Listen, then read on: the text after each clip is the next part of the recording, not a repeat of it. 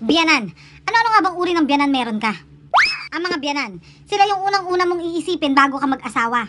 Kung ano nga bang magulang meron yung jowa mo. E paano? Kung yung biyanan mo, isa, dito, sa mga topic ko. Biyanan number 1, ang sigurista. Mga tipo ng biyanan na sigurista sa mga anak nila. Itatanong pa kung kaya mo bang buhayin yung anak niya. Tapos yung tipong babanatan ka na ng mga linya. O ano? Ikaw kaya mo bang buhayin yung anak ko? May trabaho ka na, ano yung papalamon mo dyan? Tapos ka na ba ng pag-aaral? Hindi nyo muna unahin yung mga sarili ninyo. Hindi nyo muna unahin yung mga pag-aaral nyo bago yung mga boyfriend na yan. O pag nabuntis ka, ano mangyayari sa'yo? Papunta pa lang kayo, pabalik na ako. Ganyan yung mga linya ng mga biyanan eh. Halos lahat sila ganyan eh. Ano naman Eduardo? Yung anak ko hindi ko napapadapuan sa lamok yan. Once na malaman naman ko sinakta mo yung anak ko, sinasabi ko sa'yo Eduardo. Biyanan number 2, the investigador. Sila naman yung mga biyanan na pagkasama mo sila sa bahay, talagang iimbestigahan talaga nila lahat ng kilos at galaw mo. Tapos, pag may napansin silang mali, pupunahin ka kaagad. Kakausapin agad yung jowa mo. O yung asawa mo, nandun na naman sa taas, hindi na lumalabas ng kwarto. Hindi man lang tumutulong dito. Ano, senyorito? Yung tipong lahat na lang ng kilos mo, nakasubaybay sila. Maano ka ba? Siyempre panggabi yun, puyat sa trabaho. Mamaya gigising ulit yung papasok ulit. Grabe naman kayo. Ganun ba? Pasensya naman. Malay ka ba, hindi mo naman sinabi. Biyanan number 3, the news alert. Sila naman yung mga biyanan na dapat alam nila lahat na nangyayari sa buhay ninyong mag-asawa. O Eduardo, kumusta kayo?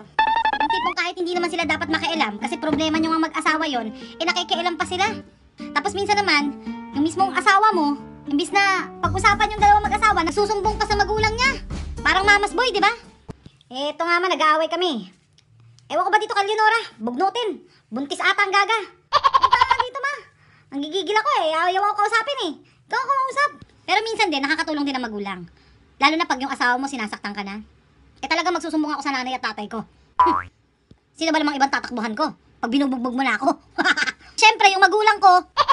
Biyanan number 4, dayayamanin. Sila naman yung mga tipo ng biyanan na ikukumpara talaga nila yung karangyaan ng pamilya nila sa karangyaan ng pamilya mo. Yung tipong mamatahin ka mula ulo hanggang paa. Tapos yung tipong dinadown ka na nila. Kasi nga iisipin nila kung ano bang mapapala ng anak niya sa'yo. Kasi nga, mga high level nga sila, mayayaman sila eh. Tapos minsan mag-iisip pa yan na kesyo pera lang ang habol mo sa anak nila. Nakaka-imbiyer na, diba? Tapos minsan nandiyan pa yung mga eksena na nahuhusgahan ka. Kasi nga mahirap ka. Sila mayaman. Langit, lupa, imperno. Pero minsan, meron din talaga mga biyanan na kahit hindi naman talaga masyadong mayaman, talagang mamatahin ka pa din. Kasi nga, masyado silang sigurista sa anak nila at naniniguro na kaya mo siyang buhayin.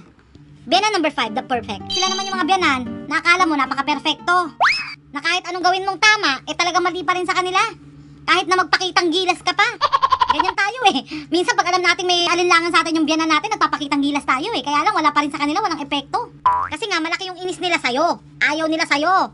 Kaya minsan hindi mo alam kung saan ka nalulugar eh. Yung tipong minsan gusto mo nang sumuko pero lumalabang ka pa. Talagang paglalaban mo. Dahil sino ba naman pakikisamahan mo? Hindi naman yung biyanan mo, 'di ba? Yung asawa mo. Pagpatuloy mo lang dapat na ipakita sa kanila na kaya mong buhayin ang pamilya mo. Hindi yung magpapatalo ka sa kanila. Biyanan number 6, the helper. Sila naman yung mga biyanan na talaga naman kahit hindi kayo humihingi ng tulong sa kanila, talaga namang suportado ang inyong pamilya. Talaga ang sarap ng feeling, 'di ba? Kaya lang minsan nahirap din tumanggap ng tulong sa mga biyanan. Kasi hindi mo alam kung bandang huli baka may masabi pa sa'yo hindi maganda 'yan. Kaya dapat ang mag-asawa, kaya niyong tumayo sa sarili niyong mga paa. Kahit alam niyong tinutulungan kayo ng magulang niyo, huwag kayong abusado. Kasi hindi forever natutulungan kayo ng magulang niyo. Hindi naman sila forever na mabubuhay sa mundo. Kaya minsan huwag nating abusuhin ang ating mga magulang. Pag tinutulungan tayo, ipakita natin sa kanila na kaya din naman natin. Minsan tanggi-tanggi din. Kasi baka masanay kayo. Hindi naman lahat ng oras takbuhan yung magulang niyo. Isipin niyo na may pamilya na kayo. Tapos minsan, yung iba, yung konting liit lang ng problema, tatakbo agad sa magulang. Kailangan ng pera. Kasi nga yung ibang mga anak, minsan abusada.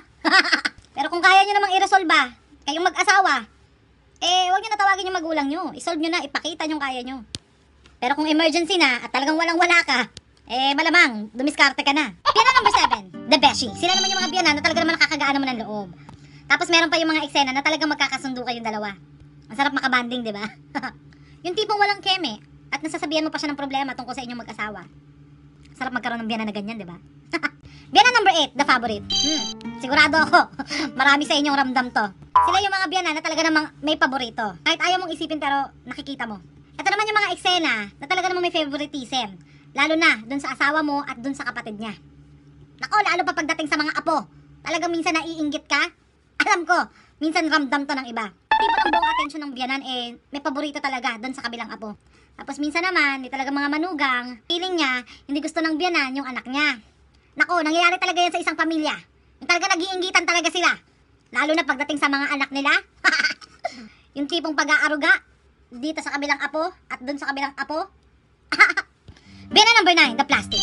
Sila naman yung mga tipo ng biyanan at parang pagkaharap mo sila, talaga namang ang ganda-ganda-ganda ng mood mo sa kanila.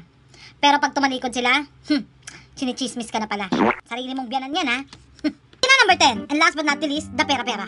So aminin man natin o hindi, pag namanhikan ka sa anak nila, at alam nilang may pera ka, yes, agad ang makukuha mo sa kanila.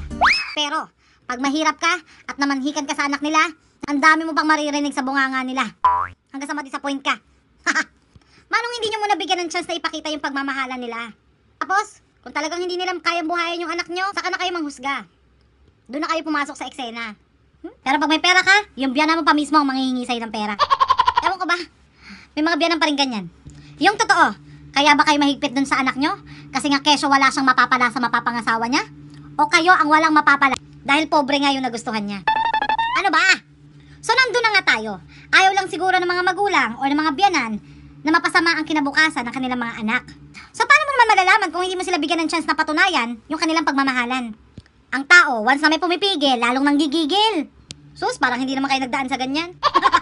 So para sa mga nanonood ng videong to, at natamaan ang mga biyanan nyo sa topic ko, intindihin nyo na lang. Kasi gano'n naman talaga. Wala na tayong magagawa dyan. Kung ako sa inyo, suyuin nyo yung mga biyanan nyo. Kilayan nyo. Para maging close kayo. Tapos magkilayan kayo. Para mawala yung galit niya sa inyo. Tapos sabihin nyo, tara mama, magkilayan na lang tayo. Dahil kilay is life.